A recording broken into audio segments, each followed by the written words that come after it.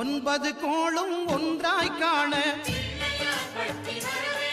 அங்கு கற்பகம் என்னும் கடவுளின் மெய்யில்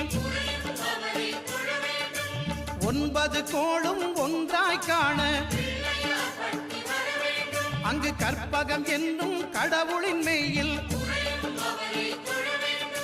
சூரியன் முதலாய் 9 கிரகமும் பலவித குணங்களை கொண்டிருக்கும் எங்கள் கற்பக தருவில் அவை வரும்போது ஒன்றாய் சேர்ந்து பலனளிக்கும்.